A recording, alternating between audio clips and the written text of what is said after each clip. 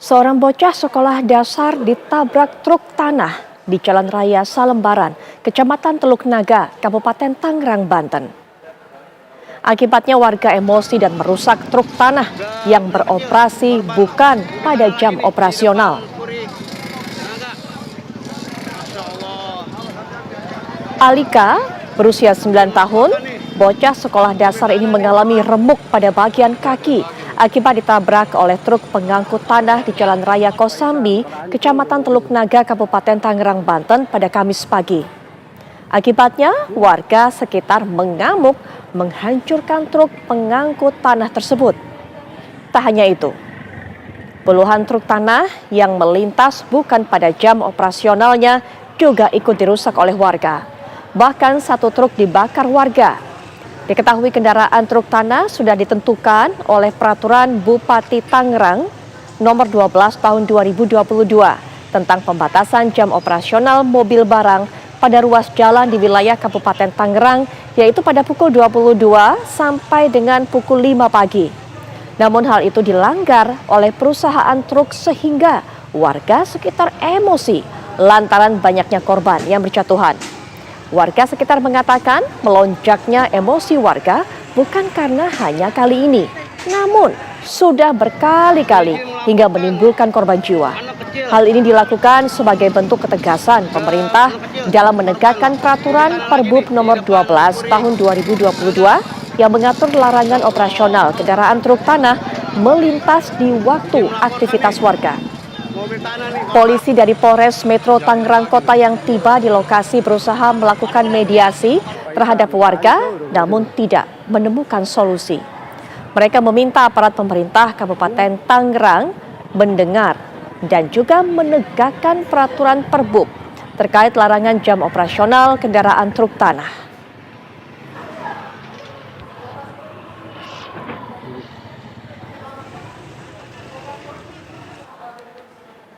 Ya, pemirsa, ini kita lihat truk tanah yang memang ada larangan beroperasi. Anda bisa baca, itulah larangannya. Jadi memang dilarang untuk bisa melintasi ataupun juga melewati jalur tersebut mulai pukul 5 pagi sampai pukul 22 malam. Karena jam ini adalah jam warga beraktivitas, jalanan ramai, sehingga kemudian truk-truk tanah ini baru bisa beroperasi ataupun berjalan melewati jalur tersebut di atas pukul 22 waktu Indonesia Barat, artinya di atas pukul 10 malam.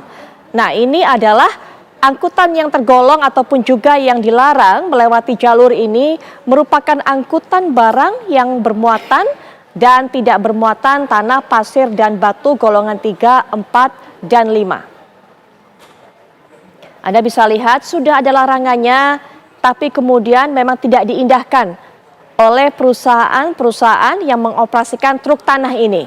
Sehingga akibatnya hingga saat ini juga warga ini banyak mengeluh karena banyak sekali menelan korban. Termasuk juga yang baru saja menjadi kabar yang sempat kita lihat juga, ini adalah bocah berusia 9 tahun yang ditabrak oleh truk tersebut.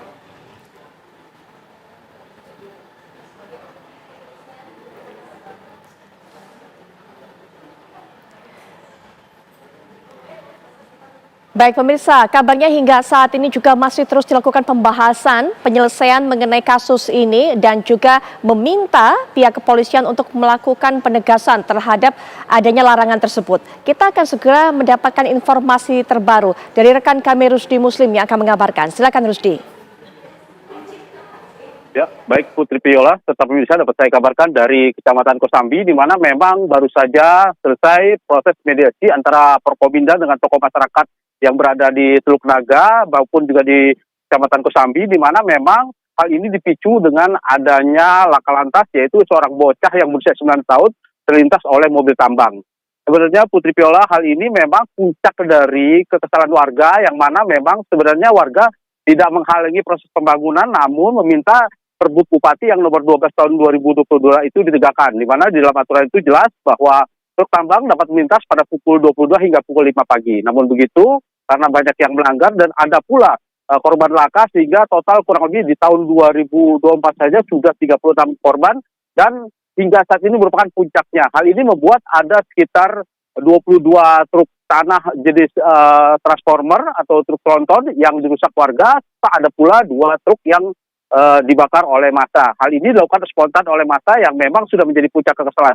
Namun hingga berita ini diturunkan, kondisi sudah mulai kondusif dan hari ini di Kecamatan Kosambi sedang dilakukan proses mediasi dan baru saja selesai, yang mana dihadiri oleh ada Wakapolda Metro Jaya, ada pula dari Kapolres Metro Jaya maupun Ketua DPRD Kabupaten Tangerang. Dan hasilnya untuk sementara memang truk tanah atau truk tambang ini tidak boleh melintas selama 3 hari, sekalipun di hari berikutnya melintas pada jam yang sudah diaturi. Di samping itu juga memang harus akan dibuat portal di 3 titik yang merupakan jalur lintasan truk tanah ini. Namun begitu memang Polres Metro Tangerang beserta Polda Metro Jaya menurunkan kurang lebih ada 2 SSK untuk mengamankan kondisi situasi saat ini. Demikian Putri Viola. Rusdi, sebenarnya bagaimana selama ini pihak kepolisian bekerja untuk menegakkan aturan ini? Ya Putri, dapat dikabarkan memang sebenarnya polisi sudah bekerja sesuai dengan aturan yang ada, namun truk tanah ini seringkali melanggar aturan-aturan yang ada, di mana seharusnya berdasarkan peraturan Bupati Kabupaten Tangerang nomor 12 tahun 2022, yaitu truk hanya boleh beroperasi pada pukul 10 malam atau 22 hingga pukul 5 pagi. Hal ini seiring dengan di mana di Jalan Salembaran ini yang hanya lebarnya kurang lebih berdiameter 8 meter, itu padat sekali lalu lintasnya, sehingga ketika truk ini melanggar pada siang hari di mana kondisi jalan sedang ramai dan padat mengakibatkan seringkali terjadi kecelakaan. Hal ini yang memicu massa merusak kendaraan-kendaraan truk yang terjadi. Sebelumnya juga pada tanggal 5 kemarin, tepatnya pada hari Senin, itu dilakukan demo oleh para mahasiswa, namun sepertinya para pengusaha truk tidak mengindahkan hal itu. Hal ini membuat dengan adanya hari ini kecelakaan yang menimpa bocah berusia 9 tahun yang kakinya terlindas, membuat warga marah dan memicu terjadinya kerusakan terhadap truk yang melintas. Baik, Rusdi, pada saat aksi massa tadi, apakah memang yang dirusak, dibakar warga hanya truk tersebut atau mungkin juga ada mobil-mobil dari warga ataupun juga kendaraan dari warga sipil?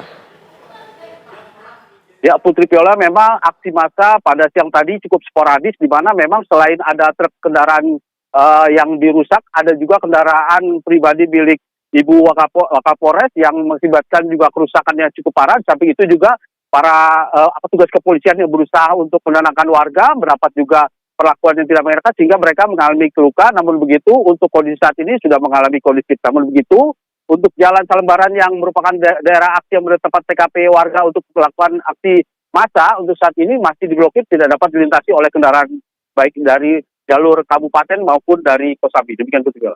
Rusdi, tadi waktu menjelaskan kepada kami bahwa rapat mediasi digelar, saya tidak mendengarkan ada perwakilan dari pihak perusahaan truk ini ikut hadir duduk juga di situ. Apakah memang tidak diundang, tidak dilibatkan, atau sudah diberikan undangan tapi kemudian tidak datang?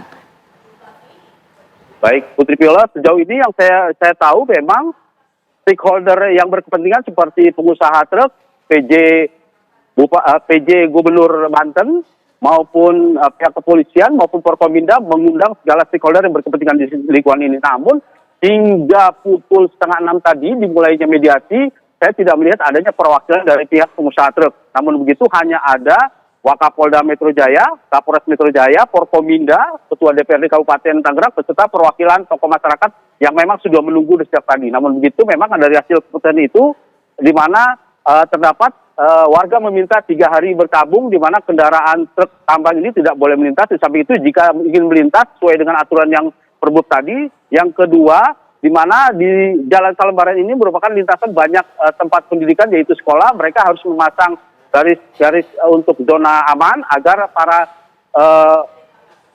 anak sekolah itu tidak terancam dalam hal berpendidikan. Seperti itu, mereka juga meminta adanya titik portal yang memastikan bahwa truk tambang ini tidak melintas pada jam-jam yang tidak sesuai dengan aturan yang berlaku. Demikian begitu ya, Pak. Rusdi Muslim mengabarkan, terima kasih informasinya. Kita akan terus tunggu apakah kemudian hasil dari mediasi ini betul-betul dipatuhi oleh perusahaan-perusahaan tersebut. Sekali lagi terima kasih, Rusdi. Baik. Sudah banyak yang merasakan keuntungan lebih belanja di Depo Bangunan.